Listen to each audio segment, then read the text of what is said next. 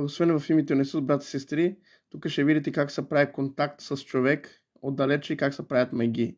И тази жена сега ще разкрива делата на дявола в името на Исус. Бъдете благословени вие и вашето семейство. They also have webs. И казва за какво се използват тези неща. They use webs so much.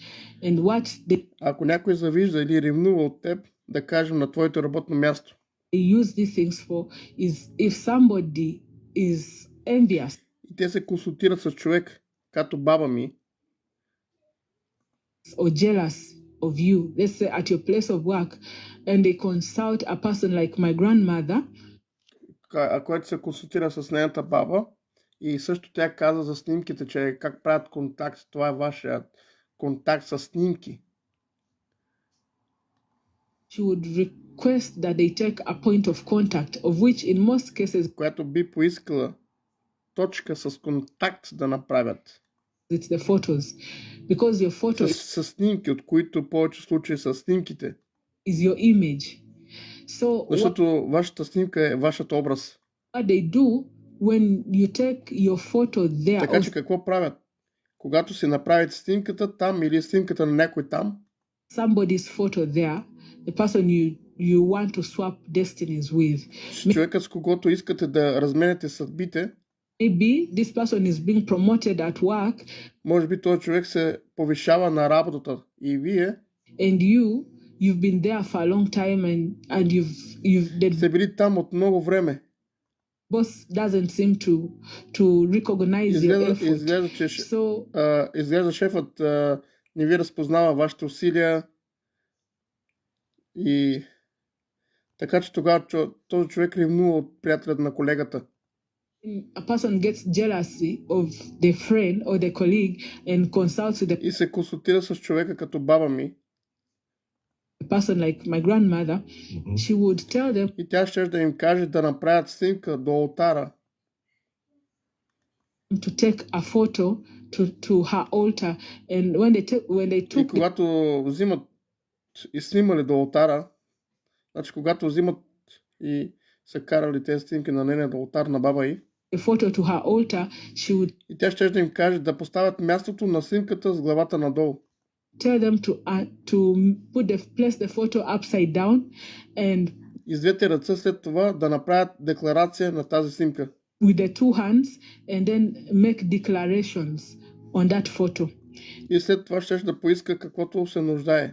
And then afterwards, she would ask for whatever she needs, Жертва или принос или и човек. sacrifice or offering, and the person would bring, and then Би донесла тогава, тя казва, ти се връщаш на работа всичко. Значи да донесеш нещата, да отидеш на работа, това е всичко.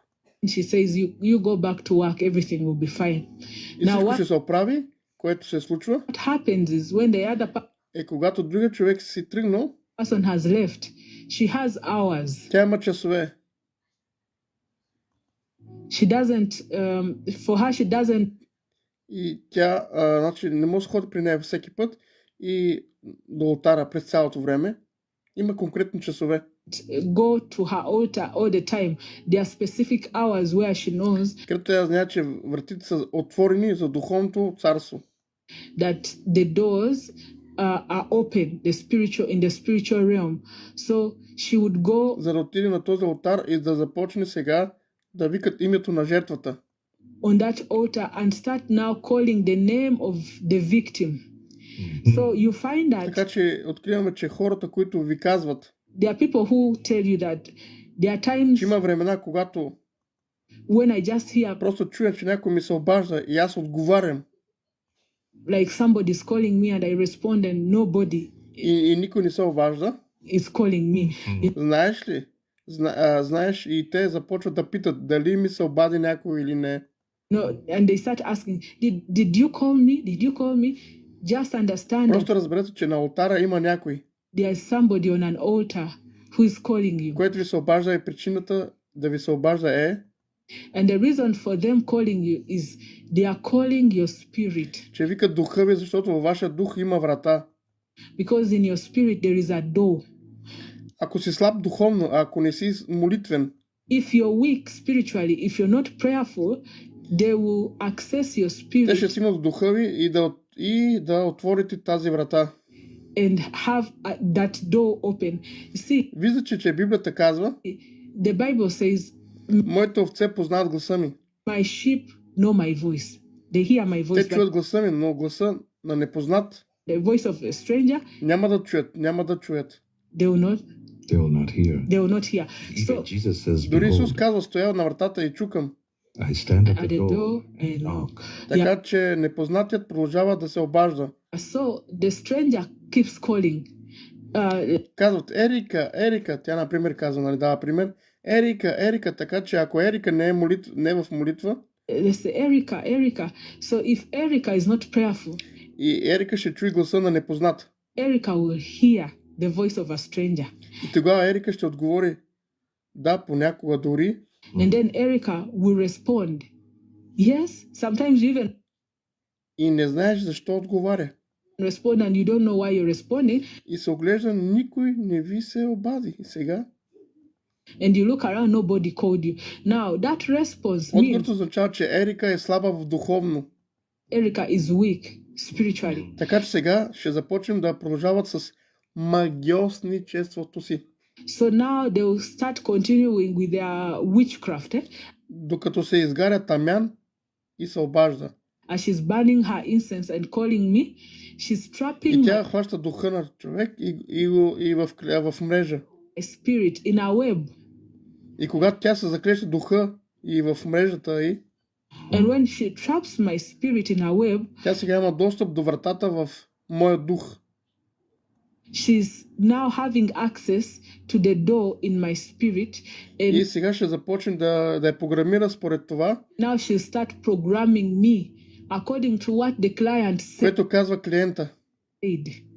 Че ако клиентът каже, искам вашата работа, So if the client says, I want your job, или искам да ти взема иска да взема бракът, or I want to take your fortune, or I want your marriage, тогава Ерика ще започне да се държи по начин, then Erica will start acting in a way that will което destroy да унищожи работата или брака. Ерика не знае какво се случва. her job or marriage. Erica doesn't know what is happening. Когато Ерика отива да огледалото да се погледне, When Erica goes to the mirror to look at herself, she doesn't тя не like харесва това, което вижда, защото не се чувства защото се чувства като сянка на себе си. what she's seeing because she feels like she's a shadow of herself. Тя започва да получава обриви в лицето, You start getting rashes in your face. You получава неща. start getting things. You feel like you don't те like харесва. yourself anymore. Дори ако сте кандидатствали, Even if you applied the дори best, най-добрият лосьон за добро, че нещо не ти е наред. you feel like something is not right with you. И тогава And губите фокус, след като започвате да получавате. then you lose focus. Then you start getting Като нещастие започваш да се разболяваш през цялото време и не можеш. like misfortune. You start falling sick all the time. You cannot И не може да изпълнявате не може да се изпълнява на работното си място. perform at your place of work. И шефът казва да правиш нещо друго и не разбираш. The boss tells you to do something, you do something else, you don't understand. Защото облагодейства изведнъж всички се обръщат срещу вас без услуга. Why favor? All of a sudden, everybody turns against you, no favor. И започва да миришеш зле на всички, You start smelling bad for everyone, yet you който bathe. познаваш, но се къпиш и така. So now, whatever you Всеки, do, който да правите, те сега ви хващат в капан, в мрежа. they are now trapping you in a web. A Ето web, познавате, няма дистанция, няма край. it doesn't have a destination, it doesn't have an end. So you can be hitting За да може да удрите по стената и тогава пак ще се връщаш, сещаш се още един блокаж. on the wall, and then you come back again, you meet another blockage. И тогава тръгваш така, сега започваш да се движиш в кръгове така. And then you go, so you start now moving in circles like that. So Така че тя ще използва този вид магиосничество. she used that kind of witchcraft to control people's destinies, to control За да контролира хора на живота, някакви хора. people's lives. And some people, if they are Ако са дори толкова слаби, тя дори би призовала техните души. so weak she would even summon their souls И ги хване в нея и тя имаше тези две малки and trap them in she had those two small they are a square квадратни кутии, където тя би ги хванала душите на хората. like boxes where she would trap people's souls and Тя би казала на клиента, че това никога няма да се притеснява за този човек. would tell the client that will never worry about that person. И че вече се занимава с този човек. Ще даде пример. I have already dealt with a person. I'll give an example. И така, Бог да я благослови, брата и сестри. Вече знаете, някои хора могат да правят магиосничество за работа. Например, ако нещо някой искаш да му вземеш работата и така беше при нея на баба и правеше магии за работа, хората да могат да развалят работата на други, да могат той да ходи, извикваше душите на човека направо и го вързва от разстояние. Човек, който не е молитвен и не се моли. Така че внимавайте, брати и сестри, ако нещо се случи, нещо в работата, нещо необичайно, ако нещо се чувствате празни, вашата душа е празна, нещо става с вас, значи може би някой се опитва да прави магии. Затова бъдете молитвени, четете Словото, постоянствате в църква, постете, молете се. Бъдете благословени в името на Исус. Това е да разкрием делата на дявола в името на Исус. Бъдете благословени вие и вашето семейство. Има ли такива неща? Да, има. Затова разкривам делата, да знаете, да имате знание. Защото Бог казва 8.4.6, от незнание се погуба народа ми. Тази сестра беше към магиосничество и други неща и баба й, но тя разкрива делата на бабата, която баба й почина, дето правеше магии и тя беше вечица. И това нека да бъде със славата за Бога, че ни разкрива такива тайни. Желая ви всичко най-добро. Бог с вас.